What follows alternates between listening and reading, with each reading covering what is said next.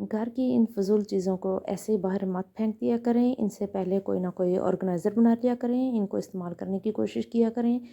एक तो हमारे घर से ये सारा काट-कबाड़ ख़त्म हो जाता है, दूसरा कोई ना कोई ऑर्गेनाइज़र बन जाता है। तीसरी बात ये कि जब हम इस तरह की बाहर चीज़ें फेंकते हैं, तो ये बहुत ज़्यादा पोल्यूशन पैदा करते हैं, क्योंकि अक्सर लोगों को आपने देखा होगा कि इस तरह की चीज़ों को आग लगा देते हैं, चाहे वो प्लास्टिक बैग हों या प्लास्टिक बॉटल्स हों, जो कि पोल्यूशन पैदा करते हैं। तो इसलिए कोशिश किया करें कि इनको रीयूज़ करके तो फिर वेस्ट किया करें। और ज़्यादातर यही कोशिश होनी चाहिए कि इनको हम घर में अपने फ़ायदे के लिए ज़रूर इस्तेमाल करें और ज़्यादा अरसा तक ये चल जाएँ। मैं सारी बॉटल्स को इस तरह एक क्लॉथ बैग जो होता है उसको इसमें डाल के बॉटल्स को तो फुल करके मैं एक साइड पे रख देती हूँ। जैसे जैसे मुझे ज़रूरत पड़ती जाती है तो मैं इसका इस्तेमाल करती हूँ। कैसी लगी आपको मेरी ये फर्स्ट टिप? सेकंड टिप ये है कि सबसे पहले मैंने ये एक क्रीम ले ली है, इसमें मैं थोड़ा सा ऑलिव ऑयल जो है वो ऐड कर दूँगी, और एक आइसक्रीम स्टिक ले ली है। चम्मच स्टील का चम्मच या प्लास्टिक का चम्मच बिल्कुल भी यूज़ नहीं करना है। इस तरह आप ये तिक्का स्टिक यूज़ कर सकते हैं। इस क्रीम को बनाने के लिए बिल्कुल आपने स्टील का चम्मच यूज़ नहीं करना, नहीं तो क्रीम बिल्कुल भी अच्छी नहीं बनेगी। और ये क्रीम मैं बना रही हूँ आपके लिए, क्योंकि आजकल सर्दियाँ बहुत ज़्यादा हैं, बहुत ज़्यादा ठंडा पानी भी इस्तेमाल करना पड़ता है। किसी जगह पे ऐसा भी होता है कि लोगों को बेचारों को गैस की सहूलत नहीं होती उनके पास, तो पानी गर्म नहीं हो पाता, तो इसलिए उन्हें बहुत ज़्यादा ठंडा पानी इस्तेमाल करना पड़ता है, जिसकी वजह से हाथ पाँव की जो स्किन है वो फट जाती है। क्रीम को मैंने अच्छी तरह से मिक्स कर लिया था ऑलिव ऑयल को, और अब यहाँ पर मैं इसको अपने हाथ पे अप्लाई करके तो इसका रिज़ल्ट का आपको दिखाने लगी हूँ। ये देखें जी, लगाते ही कैसे ये स्किन में अब्ज़ॉर्ब हो गई है। बिल्कुल भी ये चिकनाई नहीं आपको नज़र आ रही है हाथों पे, ना ही ये ऑयली ऑयली हाथ है चिकने चिकने से फील होंगे। ये बिल्कुल जज़्ब हो जाएगी स्किन में। और इस क्रीम का ये जो इस्तेमाल मैं सबसे ज़्यादा जिस चीज़ के लिए बना रही हूँ वो है हमारे पाँव यानी कि फटी हुई एड़ियों को सही करने के लिए। यहाँ पर मैंने एक पॉली बैग ले लिया, इसके हैंडल में कट कर दूँगी, और इसी तरह ये 3 चीज़ें मैं आपके साथ शेयर करूँगी कि किस तरह आप इन तीनों चीज़ों का इस्तेमाल करके अपने पैरों को बिल्कुल गोरा चिट्टा बना सकते हैं। एड़ियों की स्किन जो है वो आपकी बिल्कुल ठीक हो जाएगी, बगैर किसी पार्लर में गए बहुत ज़्यादा पैसे खर्चे बगैर आप घर में ही अपनी फटी हुई एड़ियों को किस तरह ठीक कर सकते हैं। शॉपर को मैंने ये जो शॉपिंग बैग पॉली बैग है इसके दोनों साइडों से मैंने कट कर लिया, और अब इसको मैं इस तरह से खोल लूँगी, इसको लंबाई में थोड़ा सा ज़्यादा कर लूँगी। और ये क्रीम मैंने ले ली है हाथों पे, इसको मैं इस तरह से फैला लूँगी, और ये काम आप जब आप बिल्कुल फ्री हो जाएं या रात को सोने के टाइम पे आप ये काम करें तो इसका रिज़ल्ट बहुत ज़्यादा अच्छा आपको मिलेगा। पाँव पे मैंने इसको क्रीम को अच्छी तरह से लगा लिया है। मेरी एड़ियाँ अल्हम्दुलिल्लाह बिल्कुल ठीक हैं, लेकिन ये मैं सिर्फ आपको क्रीम अप्लाई कैसे करनी है इसका तरीका आपको बता रही हूँ कि पाँव पे अच्छी तरह से इस क्रीम को आपने रोज़ाना रात के टाइम पे इस तरह अच्छी तरह से मसाज कर लेना है इसका। और ये फॉयल पेपर जो है, एक इसका इस्तेमाल ये मैं आपको बताऊंगी। इस फॉयल पेपर को लगाने से क्या फ़ायदा होगा कि जब हम इसको लगा के तो रात को सो जाएंगे तो इससे हमारे पाँव में बहुत अच्छी तरह पसीना आएगा, और इसी पसीने की वजह से हमारी एड़ियाँ और इस क्रीम की वजह से इन दोनों के मिल जाने से हमारी एड़ियाँ बहुत जल्दी ठीक हो जाएंगी। इसके ऊपर अब मैंने सॉक्स पहन लेनी है, आपने भी बिल्कुल ऐसा ही करना है। मेरी वीडियो को बिल्कुल भी स्किप करके मत देखिएगा, नहीं तो आपसे कोई ना कोई पार्ट जो है वीडियो का मिस हो गया तो सही से आपको समझ नहीं आएगी। दूसरे पाँव भी मैंने क्रीम लगा ली है, और जो मैंने वो पॉली बैग कट करके रखा हुआ था उसको मैं लपेट लूँगी, क्योंकि इन सारी चीज़ों का फ़ायदा एक ही है कि किसी तरीके से पाँव में पसीना आए। लेकिन आपको इन तीनों चीज़ों में से जो भी चीज़ पसंद हो आप वो यूज़ कर सकते हैं, चाहे तो पॉली बैग लगाएं, चाहे तो ये फॉयल पेपर लगाएं, या तीसरी जो चीज़ मैंने आपके साथ शेयर की है वो है रैपिंग शीट। वो बहुत ज़्यादा सॉफ्ट होती है, लेकिन उससे भी पसीना बहुत ज़्यादा आता है।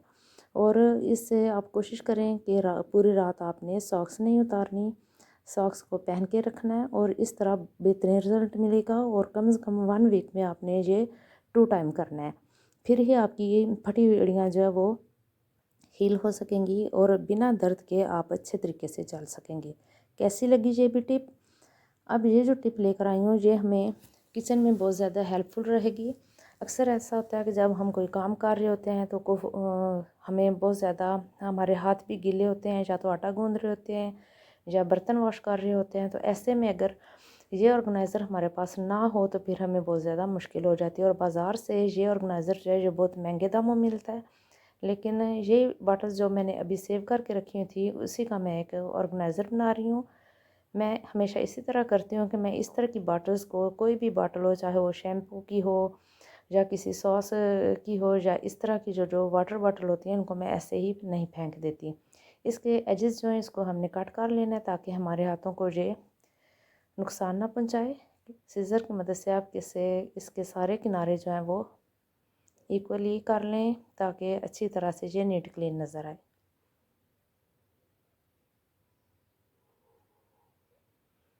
जी, तो अब मैंने एक ले लिया है मार्कर, और इसके ऊपर मैं ड्राइंग कर लूँगी थोड़ी सी। जहाँ जहाँ से मुझे इस ऑर्गेनाइज़र के लिए मेजरमेंट चाहिए मैं उस हिसाब से यहाँ पे इसकी ड्राइंग कर लूँगी। और इसको अच्छी तरह से इस तरह आपने देखना है ताकि आपको अच्छी तरह से समझ आए।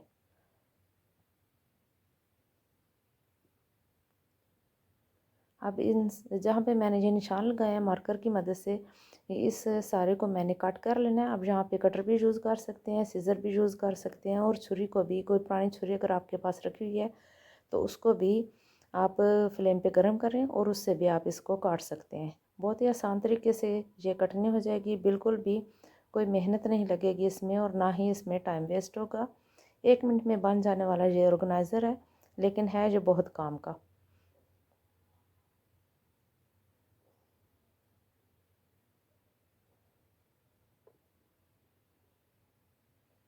अब इसका फ्रंट पार्ट जो है ये सारा हमने रिमूव कर देना है।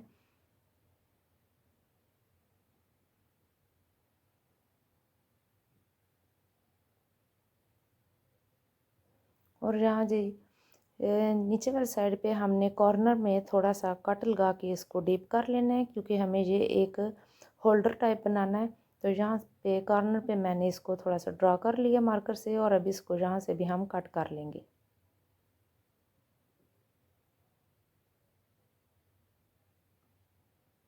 छोटा सा एक कट लगाएंगे। इसी तरह दूसरी साइड से भी मैंने इसको कट कर लेना है।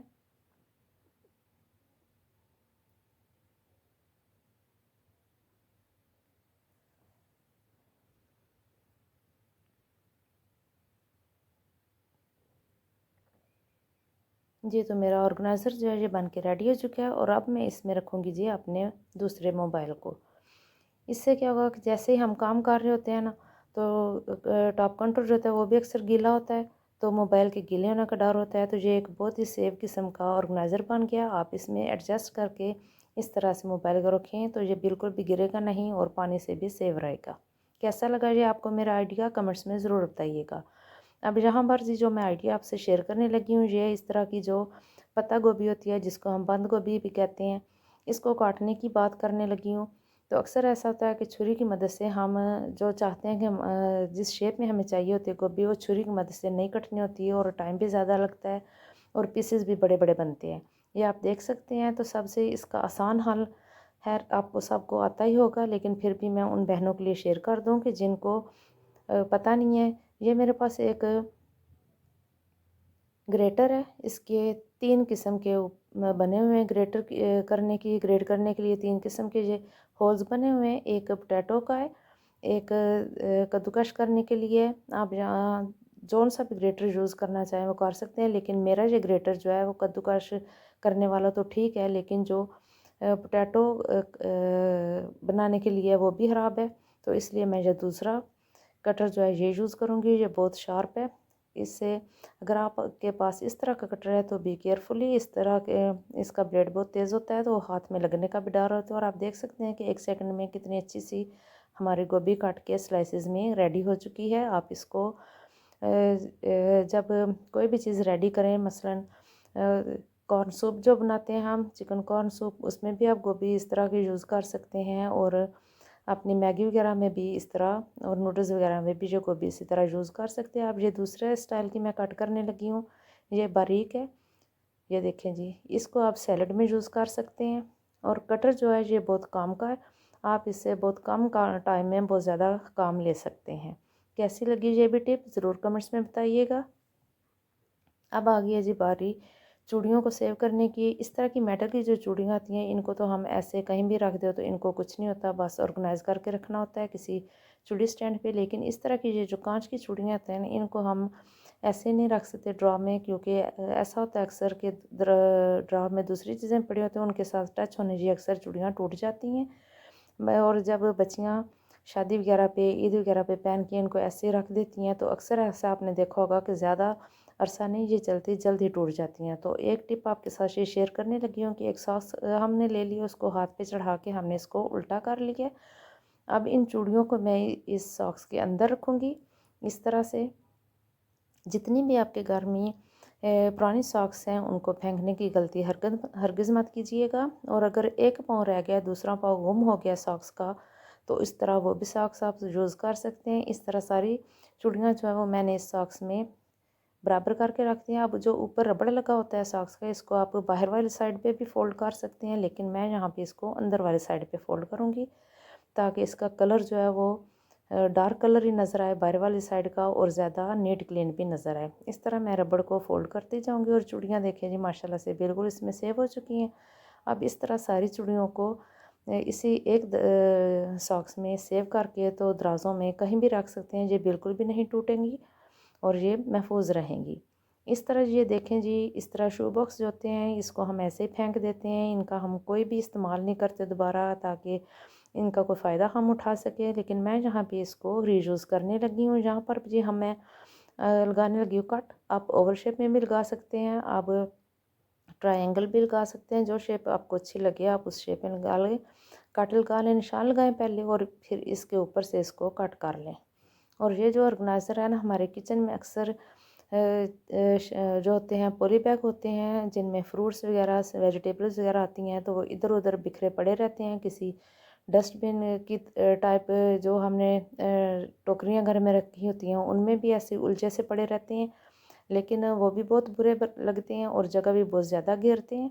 और इसी तरह हम अगर उनको दराज़ों में रख दें तो वो भी मैसी लुक देंगे। तो इससे बेहतर है कि आप इस तरह का ये जो शू बॉक्स होता है, इसको वेस्ट करने से पहले इसका रीयूज़ कर लें, ताकि आपको एक अच्छा सा प्यारा सा ऑर्गेनाइज़र मिल जाए। इसके ऊपर आप कोई भी शीट भी लगा सकते हैं जो आपको प्यारी लग रही हो, लेकिन मुझे ऐसे ठीक लग रहा था क्योंकि ये बहुत कलरफुल है। तो इसमें अब मैं ये सारे पॉली बैग्स हैं, ये एक एक करके इसमें इस तरह फ़ोल्ड करके रखूँगी। जैसे जैसे मुझे ज़रूरत पड़ती जाएगी तो मैं एक एक निकाल के यूज़ कर लूँगी। और ये ऑर्गेनाइज़र किचन में पड़ा हुआ बिल्कुल भी बुरा नहीं लगेगा, क्योंकि ये कलरफुल सा है। लेकिन अगर आप चाहें तो इसके ऊपर आप कोई भी प्लास्टिक शीट लगा सकते हैं, पेपर शीट लगा सकते हैं, ये आपकी अपनी चॉइस है। इस तरह सारे जो बैग्स हैं ये मैंने इसमें फ़ोल्ड करके रख दिए हैं एक एक करके, और ये आसानी से निकल भी आएंगे। और हमारा किचन जो है वो बिल्कुल सिमटा सिमटा रहेगा, बिल्कुल भी मैसी लुक उसकी नहीं होएगी। और आपने देखा होगा कि जब तक हम चीज़ों को समेट कर किसी मुनासिब जगह पर ना रखें तो ऐसे एक उलझन सी रहती है, बिखरा बिखरा सा घर, बिखरा बिखरा सा किचन, किसी भी समझदार हाथ उनको अच्छा नहीं लगता। अब ये जो टिप है, ये हम अक्सर ख़वातीन को फेस करनी पड़ती है प्रॉब्लम। तो इस प्रॉब्लम का एक सल्यूशन पहले भी मैं आपके साथ किसी वीडियो में शेयर कर चुकी हूँ। इस तरह के जो जो माइक्रो फाइबर क्लॉथ होते हैं, इस तरह आप परात के नीचे आटा गूंदने वाली जो परात होती है वो काफ़ी हिलती रहती है, जब हम टॉप काउंटर पे रखते हैं स्लिप होती रहती है। बेहतरीन हल ये है कि इस तरह के जो टॉवल होते हैं इनको गीला करें और परात के नीचे रख लें, तो परात बिल्कुल भी स्लिप नहीं होगी और ना ही अपनी जगह से हरकत करेगी, और बहुत ही आसानी से आप आटा गूंद सकेंगे। इस माइक्रो फाइबर जो क्लॉथ को मैंने गीला करके निचोड़ लिया, और अब इस पे ये देखें परात जो है फिक्स हो चुकी है। और अब यहाँ पर मैं एक और टिप भी आपके साथ शेयर करने लगी हूँ। आटा गूंदने लगी थी तो सोचा आपके साथ भी ये बात शेयर कर देती हूँ। सबसे पहले तो आटा हमेशा छान कर इस्तेमाल किया करें, चाहे वो आटा हो, मैदा हो, बेसन हो, सूजी हो, इस तरह की जो चीज़ें होती हैं हमेशा छान कर इस्तेमाल करें। क्योंकि अक्सर ऐसा होता है कि दुकानों पे पड़े रहने से बहुत ज़्यादा या तो इसमें कीड़ा लग जाता है, वो सुसरी जो होती है। अब यहाँ पर जी मैं आटे को अच्छी तरह से गूंदने के लिए इसमें 2 चम्मच दही शामिल कर दिए। इससे आप चाहे पराठे बनाएं, इससे चाहे आप फुलके बनाएं, चपाती बनाएं, वो सर्दियाँ हों या गर्मियाँ हों, बिल्कुल भी खुश्क नहीं होगी, ना ही वो रोटी अकड़ी हुई मिलेगी आपको, बल्कि बहुत ही सॉफ्ट होगी। चाहे वो ठंडा पराठा हो, ठंडी चपाती हो, वो बिल्कुल सॉफ्ट होगी। अब चूँकि बहुत ज़्यादा सर्दियाँ हैं और घी इस तरह से बहुत ज़्यादा सख्त हो जाता है, जम जाता है। इसको किसी भी चीज़ में डालने के लिए निकालने से पहले बहुत मेहनत करनी पड़ती है, तो इसकी टिप मैं आपके साथ शेयर करने लगी हूँ। इस तरह का एक चम्मच ले लें स्टील का, फ्लेम ऑन करें, इसको गर्म करें अच्छी तरह से और फिर देखें इसका कमाल। बिल्कुल भी इस पे मेहनत नहीं लगेगी। जिस तरह चाहें आप जिस चीज़ में भी घी को इस्तेमाल करना चाहते हैं, बहुत आसानी से आप इस तरीके से इस्तेमाल कर सकते हैं। जी देखें जी, जादू हो गया। पहले जो इतनी मेहनत से हमें घी निकालना पड़ता था, अब एक चम्मच गर्म करने से इसमें घी रखा और कैसे ये इतनी तेज़ी से मेल्ट हो रहा है। चाहे आप पराठे पे लगाएँ, जो ऑमलेट में आपने डालना है देसी घी, तो उसमें भी बहुत आसानी से लगा सकते हैं। अब बहुत जल्दी ये काम हो जाता है। और यहाँ जी हम सब बहनों का ये मसला है। और ये बिस्किट जो हैं, जब हमें पैकेट वाले हों या बेकरी वाले हों, जब हम एक दफ़ा इनको इस्तेमाल कर देते हैं तो जो बाकी बच जाते हैं उनको संभालना बहुत मुश्किल काम लगता है। सौगी से हो जाते हैं और दोबारा खाने को भी दिल नहीं करता। तो बहुत ही आसान टिप लेकर आई हूँ आपके लिए। 3 से 4 चम्मच या जितने आपके बिस्किट हैं उससे कम क्वांटिटी में आपने चावल जो हैं वो एक शीशे के जार में डाल देने हैं। और कोशिश कीजिए कि जार जो है वो शीशे का हो और एयर टाइट हो। अब सारे बिस्किट हम इसमें शामिल कर देंगे। इससे क्या होगा कि हमारे बिस्किट बिल्कुल सौगी नहीं होंगे, ऐसे ही कड़क रहेंगे और इनका टेस्ट भी बिल्कुल ख़राब नहीं होगा। चाहे वो बिस्किट पैकेट वाले हों या बेकरी वाले हों, इस तरीके से बिल्कुल सेव हो जाएंगे। और अगर आप शाम की चाय के साथ ये इस्तेमाल करना चाहते हैं तो आपको ऐसा ही फ़ील होगा कि अभी पैकेट से निकाले हैं या अभी बेकरी से लेकर आए हैं। और इस तरह की टिप्स आप देखने के लिए मेरे चैनल को प्लीज़ फॉलो कर दें, वीडियो को लाइक शेयर कर दें, अपने कमेंट्स ज़रूर बताया करें। इससे मेरी हौसला अफजाई होती है। और इस तरह एक बात याद रखें कि इस तरह के जो कंटेनर होते हैं, इस तरह के जो जार होते हैं, इसको हमेशा एयर टाइट करके रखेंगे तो फिर ये चीज़ सेव रहेगी और इसका असल जायका बरकरार रहेगा। मिलती हूँ नेक्स्ट किसी अच्छी सी वीडियो में, तब तक के लिए इजाज़त दीजिए। अल्लाह हाफिज़।